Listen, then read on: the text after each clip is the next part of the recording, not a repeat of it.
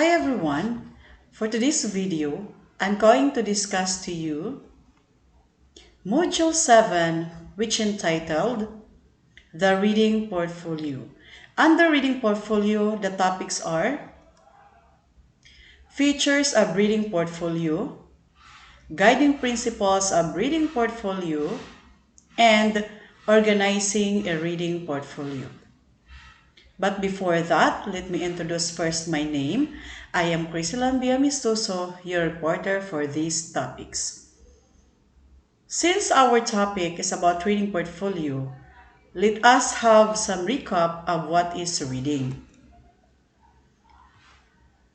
According to R.R. Day and Robb in 2015, reading is an activity that can be done individually in times and places of the doer's favor. He or she does not need a person to make the communication through reading happens. And according to Kim in 2013, reading is a personal activity happening in the brain of the reader. Reading does not require interaction between two people or more like speaking does. In other words, when we say reading, it is as a cognitive process that involves decoding symbols to arrive at the meaning. Reading, an active process of constructing meaning of words. Now, let us come to what is reading portfolio. When we say reading portfolio, a compilation of works a student collect in any forms of container like a journal, file folder, box, or else aimed to show his learning progress in a given time, according to Javan Mard and Faharane in 2012. According to Ficterius in 2012, reading portfolio, an alternative scoring technique worth applying in English classes. It is a revolutionary means of assignment and scoring that is more realistic compared to the traditional pattern. Reading portfolio, in other words, an organized collection of evidence and assessments documenting that the student has demonstrated mastery of the state standards in reading equal to at least a level above the lowest achievement level on the state reading assessment. So that was reading portfolio all about. Also, in reading portfolio, it allows the students to watch their development in reading proficiency that is built over time. In other words, besides the freedom in picking the materials that they think are suitable for them, they also can have a collaborative assessment with their teachers. Students watch their works to see the pitfalls and shortcomings and then are expected to revise them in the next work by the following advice of the teacher. So this collaborative assessment would surely tighten the ties between the students and the teacher. It is a constructive rather than judgment for the students, according to Valencia in 1990. Another is that through reading portfolio, students are given freedom in acknowledging their needs and fulfilling them with full courage coming from within, intrinsically motivated, and later on expressing what they get in a piece of work. Now, let us come to the features of reading portfolios. So, what reading portfolios look like? According to Valencia in 1990, according to him, physically it is large and more elaborate than report card. Practically, it must be smaller and more focused than a steamer trunk filled with accumulated artifacts. Actually, it is more like a large expandable file folder. So, based from his this description, this what is portfolio look like? This one. Next, according to these famous personalities, according to them, One feature of reading portfolio is that a sample of works that exemplifies the depth and breadth of students' expertise. It resonates with our desire to capture and capitalize on the best that a student has to offer. It encourages us to use many different ways to evaluate learning. So that is one feature of reading portfolio. Another is that it is a purposeful collection of students' work that exhibits his efforts, progress, and achievement in one or more areas. So it includes students' participation in selecting content, the criteria of selection, the criteria for judging merit, and evidence of student self-reflection. Another is the portfolio is tangible evidence of accomplishments and skills that must be updated as a person changes and grows. Next feature, a multi-dimensional scheme which provides teacher with a complete picture of students' abilities and literacy. The next one is a process knowledgeable teacher engage in when they systematically observe and selectively document their students' performance through multiple methods across diverse content. Another is Another feature of reading portfolio is that reading portfolios show a student's progress, efforts, and achievements over time, not to compare one student with another. So, reading portfolio, they encourage self-evaluation, progress, or attainment of one mastery goal. So, these are the features of a reading portfolio. Now let's come the component in reading portfolio. So what are the components in reading portfolio? First, the component of ongoing. Second is cooperative. Next is multidimensional. And the fourth one is authenticity. Components of ongoing. Why? Because when you are using reading portfolio as a tool in measuring the level of your students, it is ongoing because you're not going to stop until you achieve your goal. Okay. So, meaning to say, as long as you're not yet done or you're not yet achieved the goals for your students to be able to read or to assess your students, you're not going to stop. So meaning to say you're going to continue. It number two is cooperative. Why cooperative? It is because both the teacher and the students are involved, especially when making an assessment, judging, like what I have said earlier. Both the teacher and students, they are working together to have a portfolio that is suitable for the students.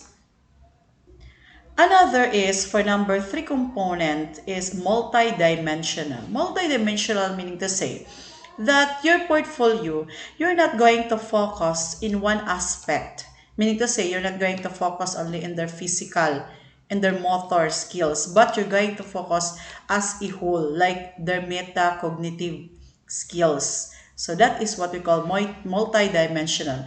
Number four component in a reading portfolio is authentic assessment. Why authentic assessment? Because from that very moment, you are there to judge the students able to pass their work to you, and for you at that very moment you will be able to assess or check their output within the classroom. So that is authentic assessment because within the classroom you're going to assess their output. Okay, so that was the component in reading all above. Now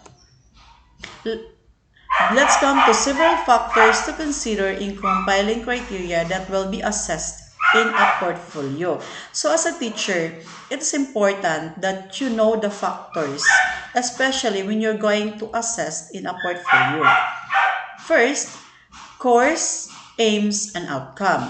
So first factor that you're going to consider is the course and aims and outcome, which means teachers explains what are the goals of making the portfolio and what are the products expected to be produced by the end of the portfolio. So meaning to say, your students, they must be aware of your aims and outcomes. So what are you going to expect after the portfolio?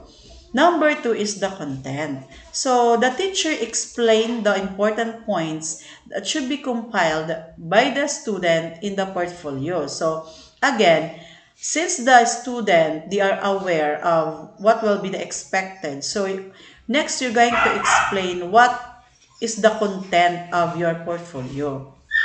Another is the quantity. Another is number three, quantity. So the teacher explained the number of words of pages that should be read by the students. So again, another, your student, you must tell your student how many words or pages that should be read by the student so that they will not be, they will not, they will attain what you want them to do. For number four, activities. The teacher explained the activities that should be done by the students. This is very important because for you to achieve your goals, it's important that you explain the direction or the activities that they're going to take. For number five, consistency, meaning to say, the teacher explained that students should focus during the composition his or her portfolio that will take a long time to do. There must be consistent. If, for example, if they make a poem, the poem, of course, until the poem finished, they should be consistent. Okay? If their focus it's about the setting or about the character, so they must be focused on their character or setting. It depends of what they're going to make in terms of activity. It's important that they are consistent. Okay. For number six, assessment. Meaning to say, the teacher should provide evaluation to work submitted by the students over time. Why? Why it's important? It is because as a teacher, it's important that you assess if your student, you're going to evaluate whether your student achieve their goals or not. So, for the guiding principles of reading portfolio, we have here number one, authenticity. Meaning to say, assessment tasks resemble actual classroom and life reading tasks. So meaning, materials include students' actual works done in school. Another guiding principles of reading portfolio is number two, continuity. Meaning to say, assessment targets both product and processes of learning over time to determine growth of the student in areas being assessed.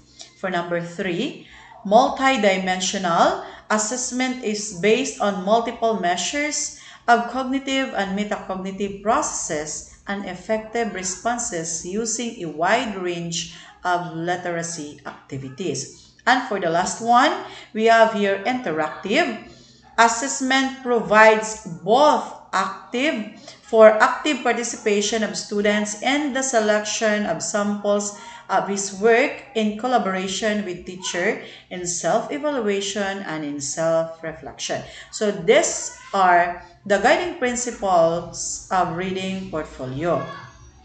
So we have examples for number one, works in vivid mediums. Example for that, to demonstrate their versatility, we have here oil, water, color, charcoal, pencil, or crayon. For example, if they're going to, for art subject, going to draw, so we must use these materials. For several works on one particular subject, we have exemplified the refined skills and sophistication. And for the last one is work collected over time, meaning to say to show their growth as artists. Okay, now let us come to organizing a reading portfolio. So, like what I mentioned earlier, as a teacher, your student must be aware of how are they going to organize the reading portfolio. Okay, before you start in organizing your reading portfolio, there are three questions that must be answered before you start. First, what is the focus of reading portfolio? So as a teacher, before you make a reading portfolio, first what you're going to do is plan a focus of your portfolio. That is very important. Since you have the focus of your portfolio, next is specify assessment focus for a particular student and be guided by it. Another is remember, a well-planned reading portfolio starts with a statement of the expected outcomes for the period of learning. Next question is, what process strategies will be used to evaluate the students' works? So, first, you're going to use both product-oriented and performance-based as long as it is influenced by your school's philosophy student assessment. Another is supplement performance-based assessment with written exercises, quizzes, and exams. It's best to balance assessment with both product and processes of literacy learning and development. So that was your next question.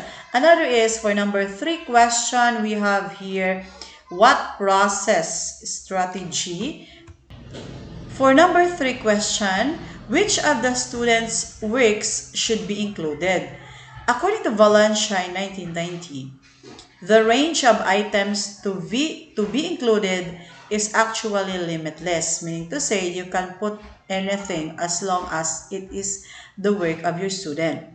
The key is to ensure variety of different types of indicators of learning so teachers, students, parents, and administrators can build a complete pictures of the student's literacy development. So these are the questions that you're going to use before you start, or you're going to answer before you start with organizing a reading portfolio. Another is, let's come to the content of a portfolio. This will be the first layer. Okay. For the first one, the student's best works collected over time. Next, creative pieces. Next, required works.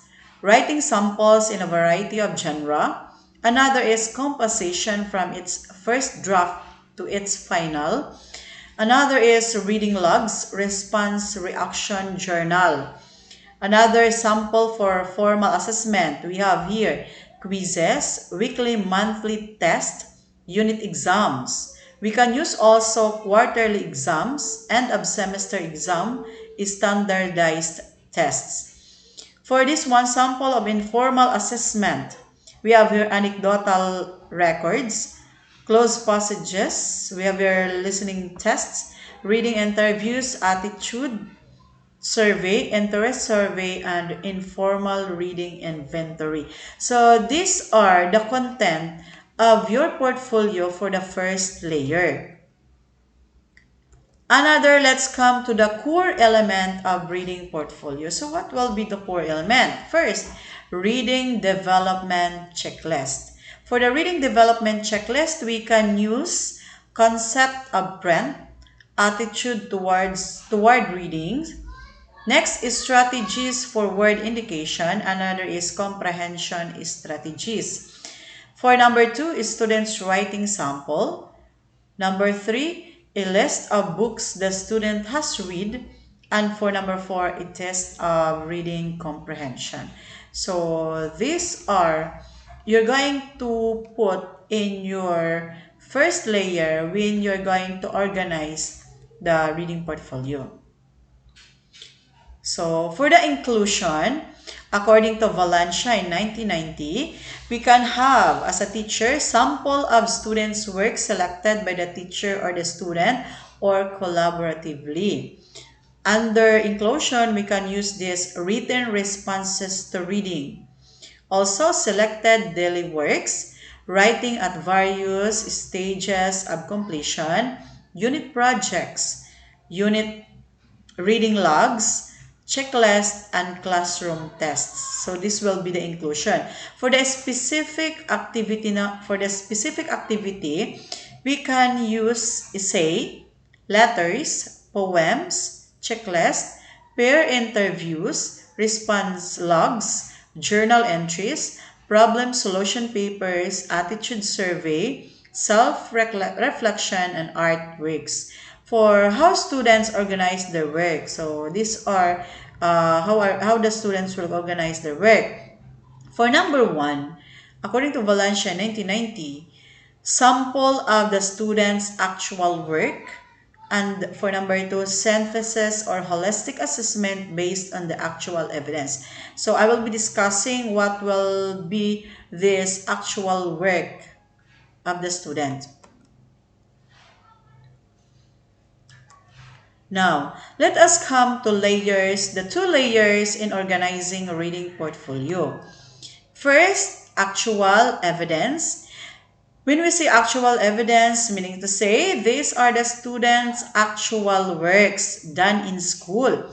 So teacher does not simply rely on the test scores and grades. So later on, we will find out what are these actual evidence that we're going to put in or include in a reading portfolio.